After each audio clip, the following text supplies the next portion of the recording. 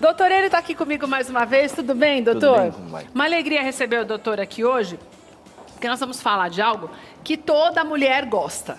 Ou em grande escala, ou em pequena escala, né, doutor? Mas a mulher gosta de usar maquiagem.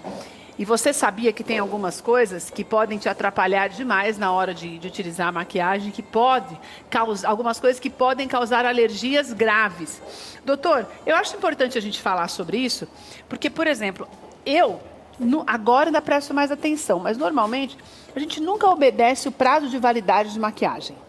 Vai usando, se usa menos e está lá sobrando, quando quer, pega. Não se lembra que esse prazo de validade é importantíssimo, né, doutor? Claro, os produtos são orgânicos, portanto eles deterioram. E a partir do momento que a gente usa um produto que não está fresquinho, que é um produto que já está há algum tempo, a gente tem algumas propriedades alteradas, realmente. Doutor, existe alguma maneira da gente saber se a gente é propenso a uma alergia ou não?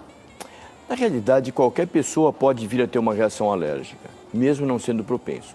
Existem os grupos chamados atópicos, que têm uma propensão maior a ter reações alérgicas, sejam do tipo dermatite de contato, como é que acontece com as maquiagens, como com alergia normal, uma rinite, uma alergia respiratória, uma anafilaxia.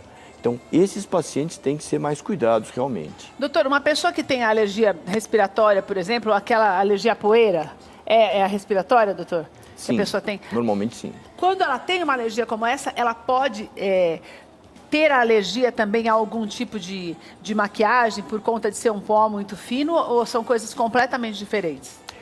Embora sejam coisas diferentes, ele é um indivíduo mais propenso. Normalmente, a alergia respiratória, a rinite, a asma, se acompanham da dermatite atópica, que leva uma sensibilidade muito grande da pele. O atópico ele tem uma tendência a ter uma pele que resseca mais, que absorve mais os produtos que vão em cima dela, portanto ele tem mais propensão a ter dermatite de contato e a ter reação, em especial à maquiagem, aos cosméticos, aos perfumes, às tinturas, aos esmaltes de unha. Doutor, você sabe que eu estou aqui me lembrando que hoje, até um tempo atrás, eu ouvi falar do perigo que são uma matéria que eu li, acho que foi na revista Time, se não me engano, falando sobre o perigo das bijuterias chinesas, que eles usam um tipo de metal que faz muito mal para a saúde. Então, os brincos são muito baratos, R$1, R$2, mas que eles causam reações muito fortes em algumas pessoas e podem, numa utilização contínua, a médio e longo prazo, causar doenças. A gente vê hoje também, principalmente proveniente daquela região da China, algumas maquiagens que são muito mais acessíveis o preço do que o tradicional. Porque existe uma média de preço. Claro que tem aquelas bem mais caras, mas aquelas que são as tradicionais. E essas são bem mais baratas. A matéria-prima também pode influenciar e causar algum tipo de alergia? Pode. Normalmente, os produtos que a gente adquire no mercado oficialmente têm a licença da Anvisa, são produtos que têm que ter uma comprovação de segurança, aquele que vem lá escrito dermatologicamente testado e aquilo tudo. Tem que estar escrito dermatologicamente testado, né, doutor? Deve estar sim, é uma coisa bem importante. Agora, se traz tudo numa mala, de forma irregular, chega muita coisa que pode realmente ter algum risco. Algum risco de contaminação mesmo, né? Sim. Doutor, existem alguns tipos de maquiagem que podem ser mais complicadas? Por exemplo, às vezes a mulher empresta um batom. Essa coisa de emprestar batom pode causar algum problema? Pode contaminar com alguma doença, algum problema? Se a menina tem um probleminha, sei lá, um herpes. Herpes, o que for? Pode haver um contágio sim, é uma coisa higienicamente duvidosa. Agora, hoje as pessoas se beijam com uma facilidade tremenda, né? Em qualquer balada, as pessoas depois da segunda dose já todo mundo é de todo mundo, né? Então é uma coisa que a gente realmente entende que as contaminações vão existir, sim. E doutor, no caso de lápis de olho, é a mesma coisa? Uma pessoa que, por exemplo, tem conjuntivite ou tem um probleminha nos olhos e uma outra pessoa usa esse lápis, ele pode também conter bactérias que se contaminam? Sim, a contaminação é uma coisa bastante provável. O ser humano ele é povoado de bactérias, ele convive com uma porção de bactérias, ele tem imunidade a algumas bactérias, fungos e vírus. Então, troca constante pode levar a um risco, mas também leva uma certa imunidade, desenvolve sistema imunológico. Que vai fazendo com que o organismo trabalhe mais para se defender, né, doutor? Claro. Doutor, existem alguns cuidados que a gente tem que ter, além de ver a data de validade dessas maquiagens, existem alguns cuidados que é preciso na hora da compra mesmo para evitar problemas? Claro. É bastante importante isso e a gente deve lembrar, inclusive, que não é só a maquiagem de má procedência ou de má qualidade que causa reação adversa ou que causa alergia. As de boa qualidade também podem, dependendo da sensibilidade individual de qualquer um. A gente lembra, por exemplo, que uma das alergias mais frequentes é o leite de vaca. O leite é ruim? Não, o leite é ótimo. Mas a pessoa que é propensa àquela alergia ao leite, ao chocolate é ótimo. Mas tem pessoas gente alérgicas. Que não aguenta, o corpo não quer. Exato. Doutor, eu posso usar a minha maquiagem numa criança?